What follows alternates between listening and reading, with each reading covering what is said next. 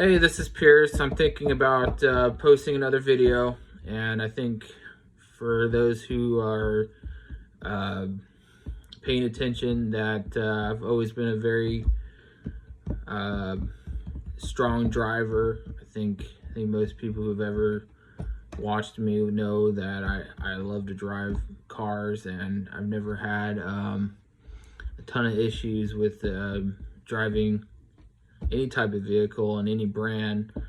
But something that I'm passionate about is actually building them, and I want to create my own car brand that will be competitive, but not seeking to see other competitors fail, especially US companies. But what is happening, and we haven't seen it here in the United States, but what is happening in other countries is you're starting to see more inexpensive car brands pop up, and whether they can get the funding or be successful, that remains to be in question. But for myself, and the idea of creating a car brand that's high quality, that is a car that will get you to point A to point B without any any issues, ultimately keeping the driver safe from any potential accidents or dangerous events, will be our ultimate goal. Our ultimate goal will be to make sure you have a comfortable ride wherever you tend to drive to, and wherever you want to vacation to, or just get into work on time.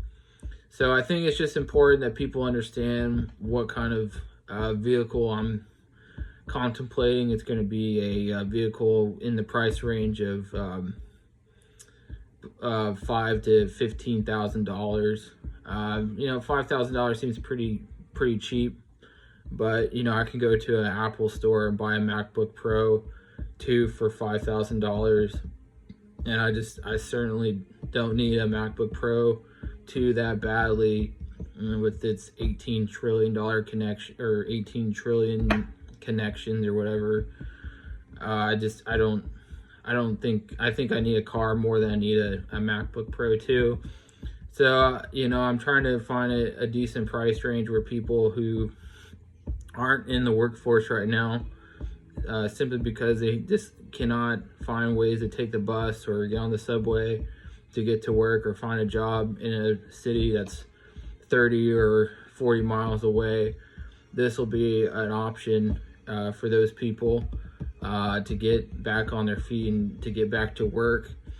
Some of the things, though, that just from me driving a number of Japanese car models, and I've driven a Ford American model, and I've driven a Buick American model, but very old Buick, and then I've driven a German model of Volkswagen, and multiple Honda, Subaru, Toyota, Nissan, just to name a few, are cars that I've driven. And just a few things I just would like in my car if I had a car. For one, I want a lot of USB ports in my vehicle if I'm charging a lot of different devices. If it's a great time to do charging. So I want to make sure there's enough battery power in the vehicle to charge 5 to 6 different devices while you're on your commute. And I think having that option, whether you use it or not, that's up to you, but I think it's a great option to have. I think also having a station within the cab where you can charge your phone, and just you place it on a platform, and it just charges from the back of the phone from the car. And I think something like that, where it has a seamless connection to CarPlay and Android Auto, I think that's possible. So I want to be putting a team together to find a solution for that. Another few things that don't seem like you have to deal with a lot, but you will have to deal with it when your tires get deflated. So I want to create a tire that self-inflates, that you just have to press a button and it will inflate for you. And then also providing a battery jumper in the vehicle to jump your car battery if it somehow dies. And then, you know, also including TV screens. I want to see a way to allow the passengers to watch television, or even give them an option to have a customized Xbox or PlayStation inside the vehicle, where it's seamlessly connected with the television set, and they can play games while they're being in the commute or in traffic. They can spend time playing video games and not have to feel like they're wasting their time. And then have a included in the vehicle a Wi-Fi hotspot that we'll provide the service for our customers, to make sure that they're always connected to the internet when they're in the vehicle. And so it won't be a shared connection, but it will be a connection for the people in the vehicle. I want to provide privacy windows, or at least the capability of having, you know, either a strong tinted window along with, you know, aligning with the state codes, but also the ability to turn on a switch and have privacy windows. I think that might be useful for some people who wants to, if they're parked in a parking lot waiting for something, that they have the privacy that they want. Another thing too is, like in those hot summer days, sometimes you don't want to have the car on all the time. You don't want to keep idling for hours. So I want to have what you call offline fans, and these fans will be working using solar energy to power these fans, and they'll be working inside the cab when the car's off. And so there'll be a way to use the solar energy, whether we install panels on the hood or on the through glass, find ways to generate and traffic that energy, that solar energy, into the fans, so the fans will be working. And so we want to make sure our fans are with the that are working in this really hot summer days. And so we don't want anything to happen to our customers when they're dealing with that type of heat.